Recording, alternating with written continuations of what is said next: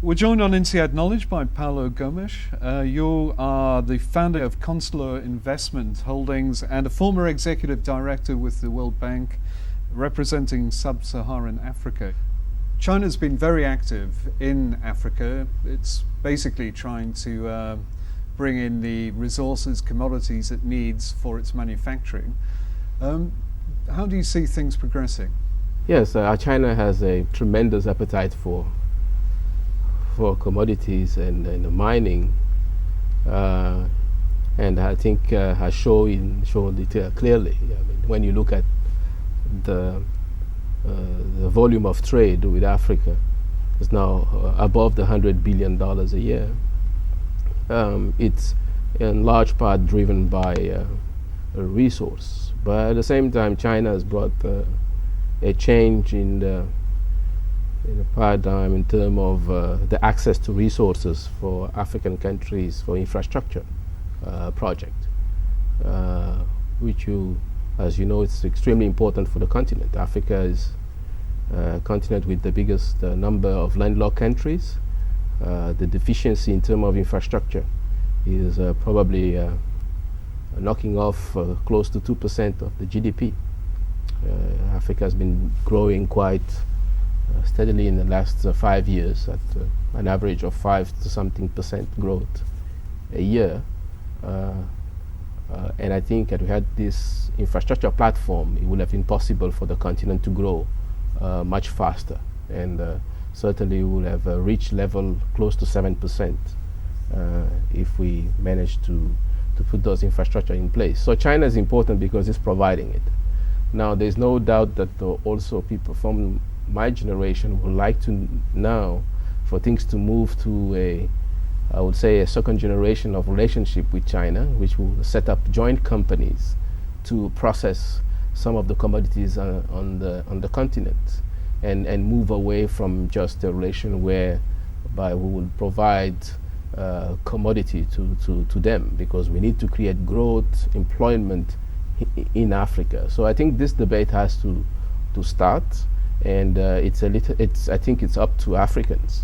I don't see the Chinese designing a strategy in that sense, and that's why you have a new generation coming in business now and pushing government to have a different approach toward China and move to something where more value is created for both sides. So what sort of foreign investment are you looking to attract from Asia to Africa? I think in agribusiness, I would like to see much more investment, because it's definitely an area where I think we can build a certain competitive advantage. And when people ask me why are you selecting Southeast Asia, I believe that a proper partnership between Africa and Southeast Asia could help Africa to position very well to sell goods, products to India and China.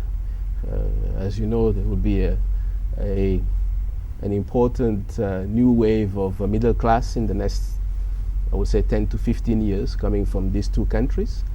Middle class will need to consume a lot, and I think beyond the middle class, there is the challenge of feeding 9 billion people in the next 30 to 35 years.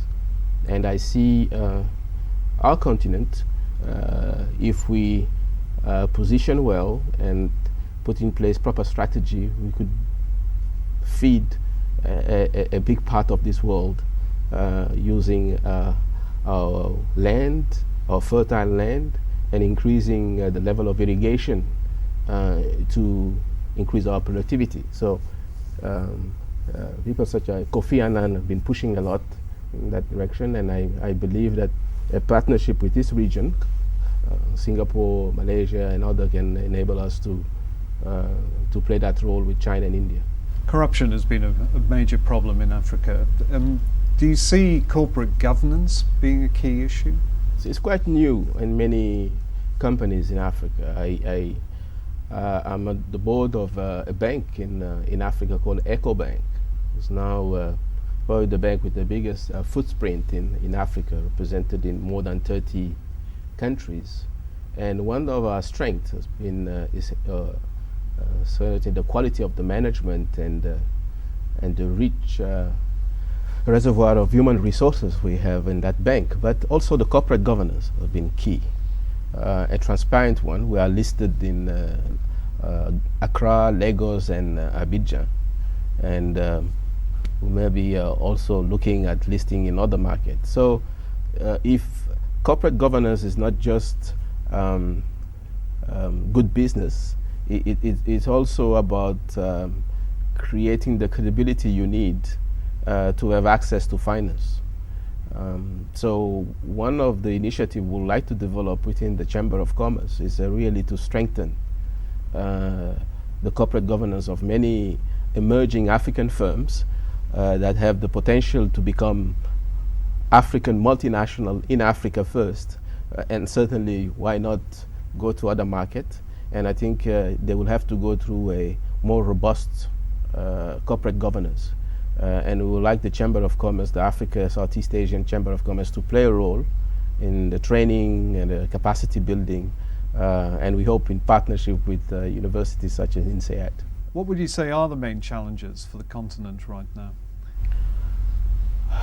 We have many challenges, but there's been an enormous improvement. I mean, 15 years ago, you had many conflicts, above 10 conflicts. You had many, I would say, small dictators in the system. Now it's an endangered species in Africa, despite the bad news that sometimes people bring into the media all the time. We still have challenge, as I say, in terms of corruption, but there have been also an increasing number of democratic system government with fair election, transparent election, rule of law, reformers in many of our countries. I mean, out of the 20 fastest growing economy in the world, there are at least 10 African countries. Many people don't know that. Rwanda last year was one of the top performers worldwide. Countries such as Burkina Faso doing very well. You probably have 6 or 7 countries who could aspire to be emerging markets in few years. So I think the challenge of governance is still there. It's not taboo anymore, and that's the very good news. But I think the challenge of the lack of infrastructure, it's a huge problem, because it prevents many opportunities for entrepreneurs. It hasn't enabled the continent to grow faster and with the 2-digit growth that we need to really reduce the number of poor people. So I think it's the constellation of challenges, but obviously we have to prioritize. But we have to go through a process where we improve of rule of law, which is, I think, can be an asset for a small country with lack of resources. But I see also infrastructure as one of the major challenges. You were the executive director of the World Bank representing sub-Saharan Africa. It's one of the poorest regions on the planet. Is it in danger of getting left behind? Oh no, it's the final frontier. Africa is the final frontier. You have an incredible set of optimistic people, despite the challenge again.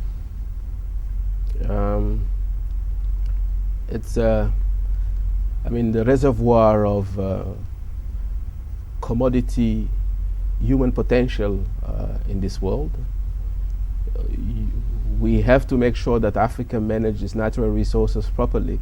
And when I say natural resources, it's not just commodity mining, but the environment, because Africa is also the lung of this planet, with the Congo Basin and other part of the continent.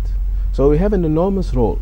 This is a continent that has 20% of the land mass of the world. But it has been challenging. When I look at this year, where many of our countries in West Africa, for example, will celebrate 50 years independence, we have made a lot of mistakes, many mistakes over the years. People like to compare, for example, Malaysia and Ghana. They almost had their independence almost at the same time. But I'm not here to justify some of the mistakes.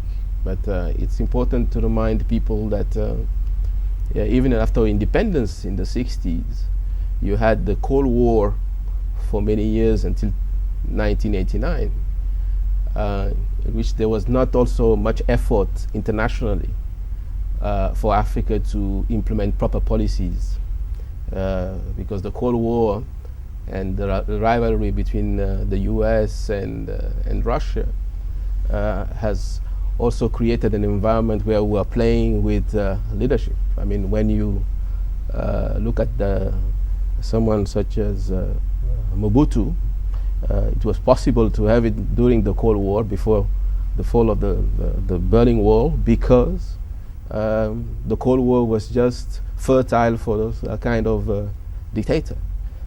Can you have someone like him at this point? It's much more difficult. So I'm saying now the world where we live now is probably very dangerous and very uncertain in some cases. But it has also opened opportunity for the African continent, and I'm much more hopeful. When you look at Asia and the growth and the dynamism here, it must provide the sort of development example that could work in Africa. It is indeed, with some adjustments, because in terms of the culture, the differences. But Asia has been extremely good in implementing right policies, having a kind of openness to attract talent, and their diaspora have play a huge role in the transformation of the region. We have now a diaspora also coming back, a talented, well-educated, globally exposed diaspora in the West, coming back, setting up company, playing a role politically in the civil society. And that will help us implement better policies. So I think we have a lot to learn, but we have a lot to trade with Asia. And the conference the forum we are doing now, it's also within that strategy, I believe, of diversifying our relationship and our partner. I'm not saying that we will be totally looking east, but I think we should look west and east and have a menu of options for our own interest. Paulo Gomes, thanks a lot for joining us on Insead Knowledge. Thank you very much.